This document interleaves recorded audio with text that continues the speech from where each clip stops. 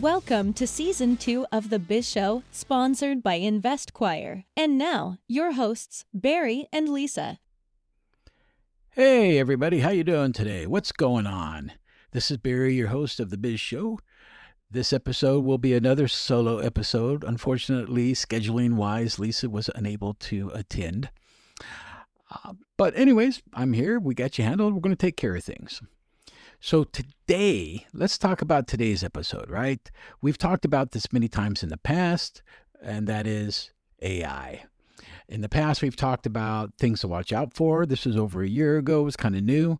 Now, after a year, things have progressed. Things have gotten better. Some things have gotten worse. And we'll kind of go through those things. And really what we want to talk about today is how AI can help you, small and medium-sized businesses, in real-world applications, right? It's no longer, AI is just no longer for large corporations, right? It's a big game changer for small business and medium-sized businesses too. If you want to scale, optimize your operations, or maximize efficiency without massive overhead, then AI might be your answer. So we're going to take a look at these, right? We're going to take a look at a couple of, we can't go through everything in 30 minutes, but we definitely can help you understand what can work, maybe give you some names to take a look at and research and stuff like that, and kind of see, what fits the mold for you. So, let's talk about one of the biggest things AI can help you with, and that is market research, right? And competitive analysis. So, here's the problem, right? Startups, small businesses, medium-sized businesses sometimes struggle with understanding market trends, who their competitors are, and what the customers' needs are, due to limited resources. So just like going out to the Google search prompt and typing in, something, same thing is kind of true with AI. So what can you do? What's the solution here? So you can use AI to help you analyze massive data sets instantly. I'm talking within seconds, nanoseconds, right? And then it can provide actionable insights into those trends, competitor strategies, and perhaps customers' behavior. Let me give you an example. I've in the past have, taking several P&Ls from customers, and we analyze those things for trends to help our customers understand what's going on with their business. That can take me a week to do that, depending on how many P&Ls there are, so on and so forth. However, I have taken those P&Ls, put them into AI, and then ask questions, and I get instant answers. Accurate answers of whatever the questions are I'm asking. So it does cut down, a week's worth of time cut down to maybe 3 seconds. That is a big game changer, especially if you don't have the staff or the money to, research those things. So, how do you do that, right? Well, there's ChatGPT out there, there's Gemini, there's Claude, but there's resource tools like Crayon. That's a really good one, and Crompite and SimpleWeb. And they track competitors' pricing, advertising, and customer engagements. So you might want to look into those. Again, Crayon, Compite, that's Kompyte, and SimilarWeb. And those are easy to help you. You can also implement ChatGPT. IBM has Watson out there. Remember Watson? Watson was around a long time ago and it disappeared, and now it's back. It can help analyze customer sentiment, online reviews, social media, and forums, and pull out a sleuth of information for you to take a look at and give you the trending on that. Also, it can also generate detailed competitor SWOTs, right? What's a SWOT? SWOT, strengths, weaknesses, opportunities, and threats. So it can give you analysis on that and help you identify gaps in the market. Perhaps you can get to those gaps first before your competitors do.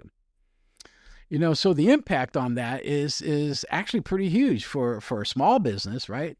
Finding underserved markets and unmet customer needs before your competitors, adapting your pricing and marketing strategies based on real-time tracking, not trending tracking from last month or whatever, but what's actually happening in the last 24 hours. And avoiding wasting time and effort in things that are time consuming and will suck you in this vacuum to really start studying all this stuff when this thing can do it for you. So that's the first one, right? The first one, basically analyzing, or market research is the big one. Second would be chatbots, right? Chatbots, everybody hears about them. You've talked to them many times. Some of them, you don't even know you're talking to them. So there's a lot of different chatbots out there today, but guess what? Chatbots, they work 24/7, right? Your employees don't, you don't. So that's the big time issue right there, right? You got full-time customer service, but yet you work 8 to 5. Do you really want to have somebody work the swing shift and the graveyard shift, so on and so forth? Probably not, and that's expensive. So chatbots are an easy way to go in that aspect. There's ChatGPT powered chatbots like Drift, MiniChat, and HubSpot's got one too. They automate responses to FAQs. They can schedule appointments for you, and they can process simple transactions. Now, I say simple transactions like schedule an appointment or things like that, right? But something that, a lot of people are surfing the web in the late hours, 8, 9, 10 o'clock at night, and hey, they, want to buy something or they want to schedule something. The chatbot can help them do that. There's also voice assistance, and we hear this a lot on telephone support, right? You call up and, press 1 for marketing, 2 for sales, things like that. That, I'm not really talking about that. I'm talking nowadays, there's actually phone-based support that sounds like your receptionist who've answered the telephone very politely and in a very human-like voice. And then, they'll ask the customer how they can help them, and the customer will tell them, and then they can farm out from whatever they said, whether they need to go to sales or marketing, things like that, right? Google has a dialogue flow, and Amazon actually has Lex. So those are certain things that can also help you along your path. There's some cost savings there, right? An AI chatbot can handle 100 customers per hour. How many can your employees handle? They can't handle that many. They also can increase conversions from maybe 30% conversions. And they work 24/7 for nothing. So definitely something to take a look at. So the third is content creation and marketing. Now, this one, we could actually go out and do an entire podcast just on this. But, I'm going to condense this down probably just to the next 5 minutes. But as a small business and a medium business, a lot of companies struggle with having a marketing department. And if they do have a marketing department, how creative is that marketing department and how fast can they turn out product? Right? Whether it's a brochure, whether it's a post, whatever the case might be. So here is where AI can help you to create blogs, emails, social media posts, flyers, brochures, whatever the case might be. So there are a lot of different programs out there. We, use, as a lot of people do, a product and a website called Canva to do a lot of our marketing and our market copy. And, we don't really use the AI part of it, but we do use the Canva because we've ventured a little bit into the AI piece of it, but hasn't really given us 100% the results we're looking for yet. But it is good. I will say that. So, there are several programs out there. I mentioned Canva has their own AI in there, and then there's Jasper AI, and there's Write Sonic, and then there's Copy.ai. These generate blog posts. They can do ad copies, email campaigns, and I shouldn't say email campaigns. They can do the marketing content for the email campaign. And then there's, it can also automate and schedule marketing, social media posts and schedule them at certain times. There's websites out there that will do that for you. And it can create viral ads for you, hopefully viral ads for you with Lumen 5. And then, of course, Canva can do that too. But, it can save you on an average of about 10 hours per week in content creation. And engagement can improve, maybe 50% or so.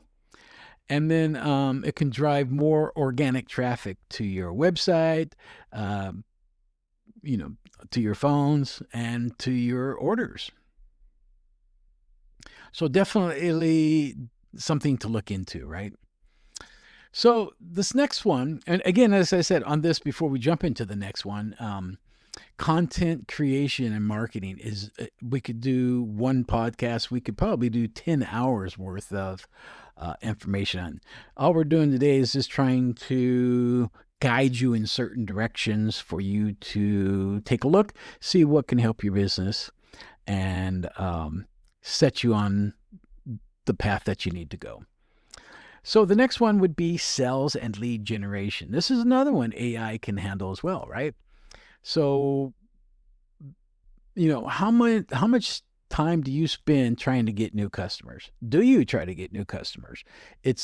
Everybody hates it, and it's really time consuming to do that. And a lot of people struggle, especially when they're doing, cold calls and outreaches. They're just inefficient, so on and so forth.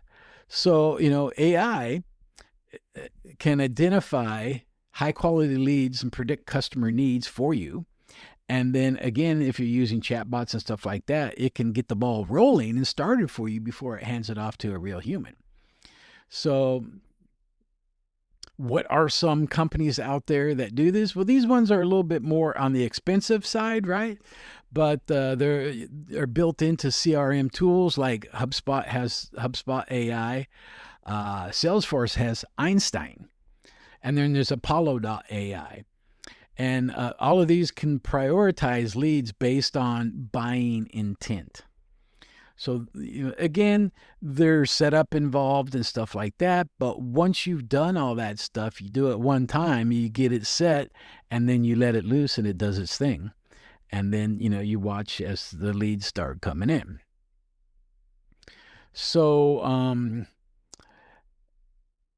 basically, it analyzes customers' behavior, and then it can personalize offers and upsells to them. So the chatbots can pre-qualify leads and then pass it off to a higher qualifying person to take over. This can increase your sales conversions by about 20%. That's a good thing, right? Faster lead generation time, right? You've already eliminated a lot of the time that's consumed in trying to do the cold calling piece of it. And then it also can weed out bad prospects. And how many of us have come up against bad prospects all the time? Buyers who, looky-loos, whatever the case might be, they come in, they take a look, and then they're on their way. They've wasted their time, they wasted your time. And, it's just a vortex that you get sucked down that drain with them, and then nothing becomes of it. So those are, that's number 4. Then, the next thing that we would have is financial and expense management that AI can handle. You know, how many of you track expenses? How many of you have employees who have expenses, and how do you pay them and stuff like that, right? Again, this is another good place that AI can fit into for you and analyze spending trends. It can detect anomalies. And then also it can automate bookkeeping. If you're using QuickBooks or whatever, it can push it into QuickBooks and stuff like that to get paid back to the employee who had incurred the expense. So there are softwares out there like QuickBooks AI, right? That's a good one. And if you use QuickBooks, that's probably what you want to use. There's also Xero, that's with Xero, and then Expensify. And I've used another one in the past called Concur. That's really, really good too. And it ties into QuickBooks as well. Also ties into ADP, so on and so forth. So if you're using a payroll company like ADP or payroll.com, all of those, you can tie any of these really. Well, QuickBooks AI, you're not going to tie into the others, but the others you can. So the good thing about that, though, is it can do forecasting. It's got forecasting tools built into it to predict cash flow trends, and it can identify financial risk for the company before they actually become problems. So that is really cool in itself, right? It also can check and detect fraud in the expense system as well, and suspicious transactions and things like that. So those are really, really good things to have, because you don't want to be paying expenses on something that's not legit, not real. It can reduce manual errors. I mean, let me give you an example, right? So when I used Concur, all I had to do is when I had an expense, I would just take a picture of the receipt and upload it into what would be in Concur, and then take a picture of it. It would automatically put all the information in there. Where the product was purchased, the date and time it was purchased, what was purchased, and the amount that was purchased. And then I could just double check to make sure that that was all correct, and then hit submit. I'm done. I've walked away, right? It makes doing your expense report real easy. And then at the end of the week, the end of the month, you can just recap it and submit the whole thing. So pretty easy. And, I have to admit, in the past, I've always sucked at doing expense reports. It's like, oh man, I got to sit down and go through this. What did I do with that receipt? What did I do with this receipt? Things like this. And now today, you don't have to worry about it. Just take a picture of it and you're done with it. Anyways, so it does reduce errors by about 80%. It can save you, the owner of the business, potential thousands of dollars in fraud and cash flows issues. And then it can also put things in, automate tax calculations and compliances, so on and so forth. So that makes it real nice and simple and easy for you. Not much that you really have to do. All right, so this next one is probably the biggest contention or contested topic of AI and how AI is used, or is it good, is it bad? And that's, hiring smarter and HR management. And some of the things we'll talk about here, a lot of people are frustrated with, and because AI getting in the way of potential employees meeting up with your recruiters and yourself to get an interview. But nonetheless, a lot of time, if you're doing your job right and your company is growing, a lot of time is spent in interviews and training employees and HR management. So what can AI do? It can automate recruiting. It can help train employees and do workforce planning. So recruiting tools, right? There's HireVue. LinkedIn has LinkedIn Target Insights. And then there's Pemetrics, right? Which these all screen resumes and predict the best candidates. And this is where people have the biggest complaints about this, because now everybody has to streamline their resume and make sure that they have the correct keywords in there for the correct job. And if not, then, the AI is just going to pass over them, even though they might be the best qualified person in the world and have, 10 years of experience. But, it's been programmed into AI that we're looking for this, and this, and they didn't have those things as primaries in their resume, and they got skipped over. It's a shame. I don't know how that can get fixed at this moment. I'm sure there are a lot of talented people working on that, programmers and developers. But that's something that is still, in my opinion, in its infancy and needs to grow, right? But, the good thing is chatbots can conduct first-round interviews, filter out unqualified people based off of the information that you give it. And then, the other thing and this is where I think it shines, is it can do, there's tools to track employees' performance and suggest training programs. So that's where I think is the biggest impact of, HR management and hiring smarter, so on and so forth, where AI can really shine for a company. I still struggle personally with myself about using it to screen resumes and stuff like that. But it does cut, the hiring time down 50%, by 50%. It can improve workforce productivity by identifying skills gaps that employees have or don't have. And then it can just save money on HR costs in general. So definitely a good thing to take a look at if you can.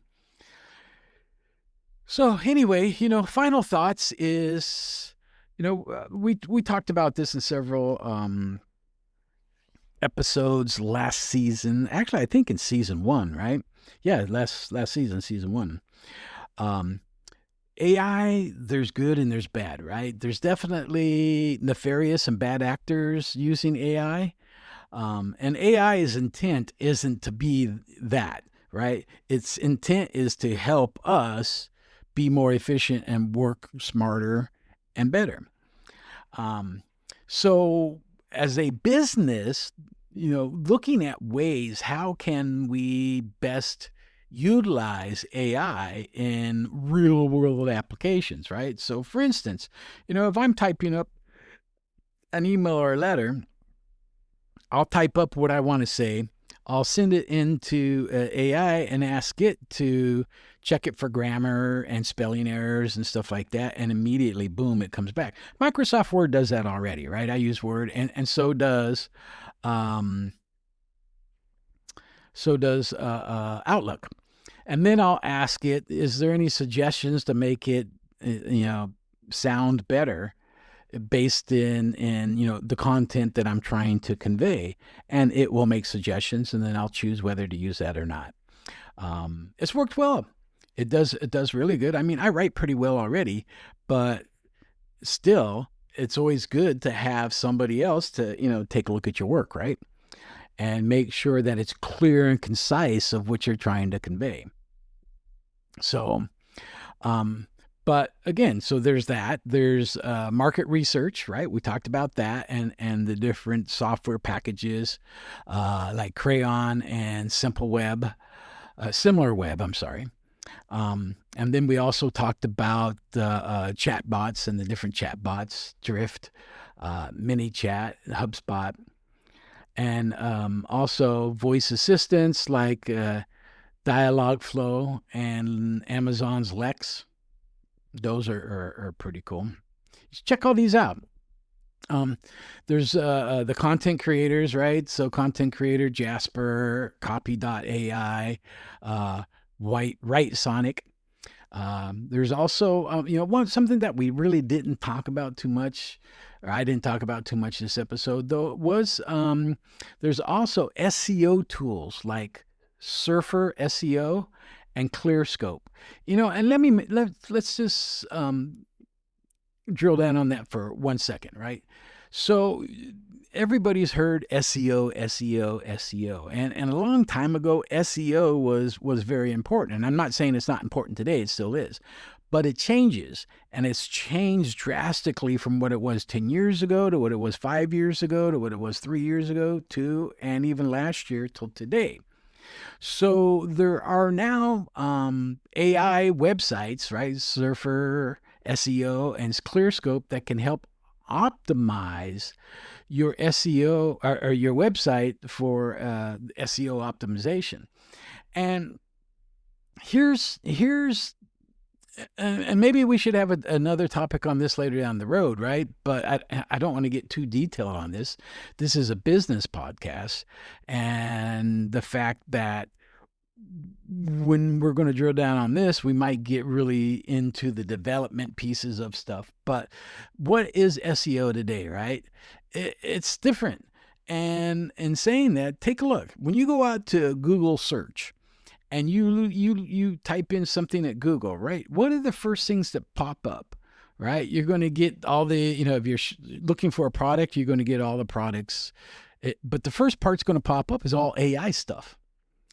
After all the AI stuff, what pops up next is all the sponsored stuff, right? So people who paid advertisements and they're sponsored, they get in there. So honestly, you today are never, ever, ever going to be on the first page of a Google search anymore.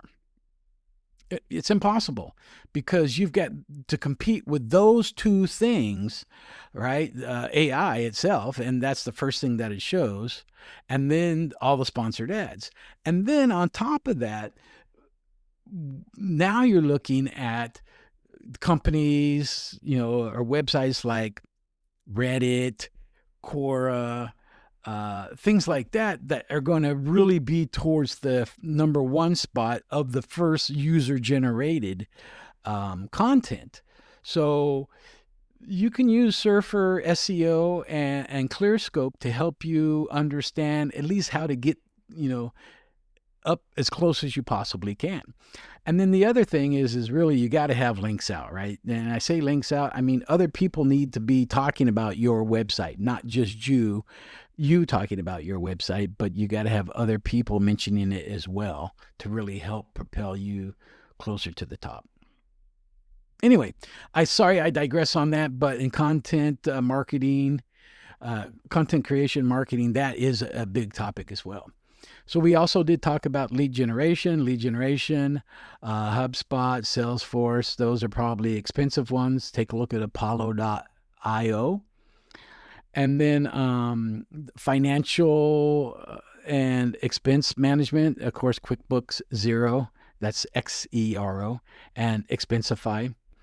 And then HR products, right? HireVue, and that's HireVue,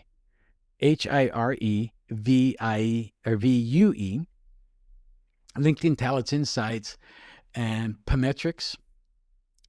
Those are all things that can definitely help you. Anyway, just wanted to keep this brief and short, but, I wanted to make sure that we got this out to you guys. This is a lot of good and a wealth of information for, people starting out and just trying to figure out how do I put this all together and make it work. I keep threatening someday to maybe take and write a program that ties a lot of this stuff in together to one big suite, because there's so much things, and you've got 6 different websites doing stuff for you, and you want to tie them all so that you can see them all in one place instead of going all over the internet for them. Anyway, that's it for today, guys. I'm Barry Bestpitch, and you've been listening to the Biz Show. We are sponsored by InvestQuire, and that's where you can find Lisa and myself at InvestQuire. We also have a Facebook group called The Biz Show, and you'll find us there. We'd love to hear from you guys. Please don't forget to subscribe, and it'll help us out on our listening and help us, get our podcast out there to more people.